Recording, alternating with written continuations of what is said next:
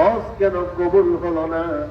আমি মালিক বিন দিনারে বিশ্বাস করতে পারছি না।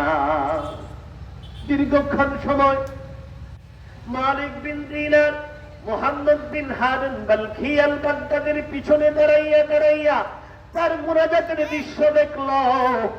এক পর্যায়ে পিঠের মধ্যে হাত দিল। মুহাম্মদ বিন হারুন বালখি আল বাগদাদি মুনাজাত শেষ করে দিয়া মালিক বিন দিনার দিকে চেহারাটা ফেরালেন, বললেন, ভাই কি তোমার পরিচয়? কেন তুমি আমাকে থামালে? বলে, আমার নাম হলো মালিক বিন দিনার। চিনতে আর বাকি রইল না আল্লাহর ওলি। সাথে সাথে জড়াইয়া ধরল, বলে, আল্লাহর ওলি কেন গো আমাকে থামালেন? কি জন্য আমার কাছে আসলেন? বলল, আপনার নাম কি মুহাম্মদ বিন হারুন বালখি আল বাগদাদি কিনা? বলা, হ্যাঁ, আমার নাম মুহাম্মদ বিন হারুন বালখি আল বাগদাদি। আমি বুঝতে পেরেছি আপনি কেন আমার কাছে আসছেন। বলল, ভাই গতকাল রাত্রে স্বপ্ন দেখেছি এই বছর সবার হজ কবুল হলো, এক ব্যক্তির হজ কবুল হয় নাই। বলে, হ্যাঁ হ্যাঁ বুঝতে পেরেছি, আপনি আমার নামই বলবেন। বলে, কেন কেন কেন? বলে, হ্যাঁ, আমার নাম হলো মুহাম্মদ বিন হারুন বালখি আল বাগদাদি। আমার হজ কবুল হয় নাই এটা তো আমি জানি।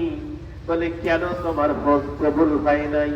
ও ভাই, আমি এত বড় গুনাহ করেছি, এত বড় অপরাধ করেছি, এত বড় অন্যায় করেছি। আমার গুনার মতো আসমানের নিচে এত বড় গুনার কারণে, এত বড় অপরাধ আর কারণে দুনিয়াতে এমন কোন অপরাধ ছিল না আমি করি নাই, এমন কোন অন্যায় ছিল না আমি করি নাই। আল্লাহ আল্লাহ। মুহাম্মদ বিন হারুন বালখি আল বাগদাদি তিনি বলেন, ভাই আমি 1 বছর নয়, 2 বছর নয়, 3 বছর নয়, লাগাতারে 40 বছর পর্যন্ত হজ করি। 40 বছর পর্যন্ত হজ করি, একটা বারও আমার হজ কবুল হয় না।